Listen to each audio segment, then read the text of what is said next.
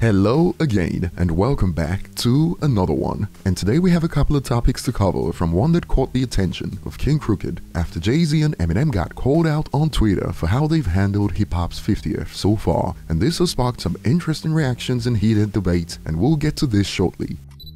Today we also have more that followed Nas's latest announcement of Magic 3 dropping in a few hours, which will make it 6 Nas albums in the 2020s decade. And while some have brought up wild comparisons to NBA YoungBoy, Eminem fans for instance also voiced their opinions on this that split the fan base, and we'll get to this at the latter part of the video, and I'll be looking forward to your thoughts.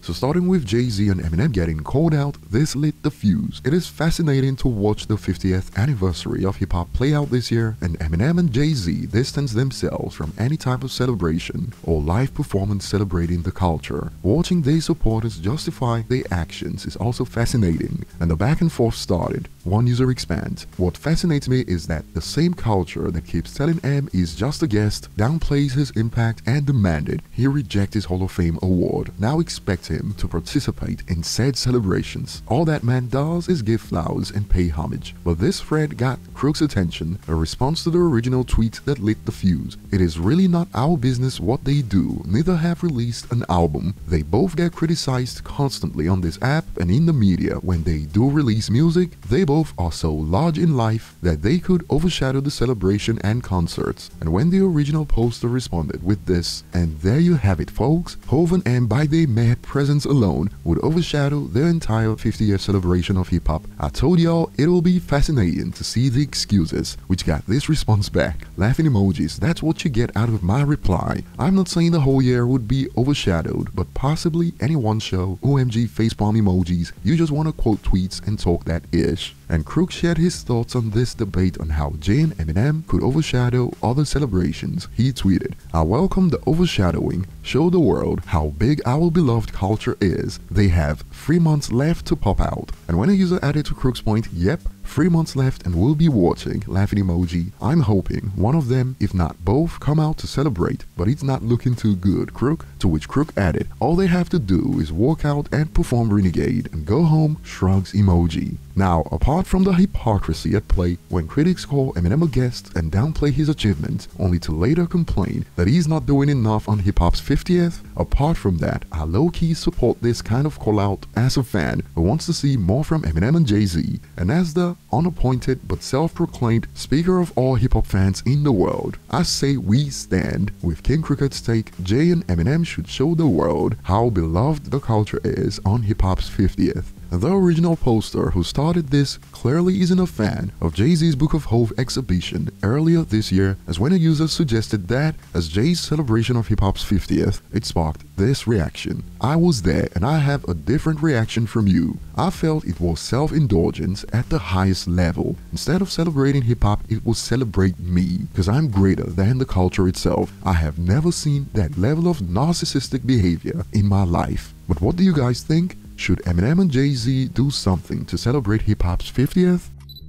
Moving on to the next point today, Nas announced that he's dropping Magic 3 in a few hours, which makes it 6 projects in the 2020s decade alone. It has sparked reactions all over the place, and even debates within Eminem's fanbase, which we'll get to real soon. But following the announcement, it sparked reactions like, "Didn't they just drop like 2 months ago?" Loudly crying emoji, and some have now got hit tweets with takes like, "Nas is the NBA YoungBoy of this generation." Although some cleared it up, the difference is all of Nas' projects have quality and quantity. And we got memes like this that blew up following the announcement. For NBA YoungBoy, quote, "Stop dropping so much music." For Nas, quote, "He's on a crazy run. Keep going." And when it comes to how some Eminem fans have taken the news, it is all over the place. One user expanded, "We're gonna have King's Disease 10 before the next Eminem album," and some fans came for Eminem's neck. 6 albums from Nas since 2020, M could never. You can use the excuse about age and family commitments, but the fact is, Nas is the same age and has his own commitments, and he can still release music consistently. And on the other end, some Eminem fans believe, I'd rather him drop when he has something to talk about rather than just for the sake of dropping an album, which will then be ridiculed and dragged by everyone. He has way more to lose than Nas if his next album isn't great.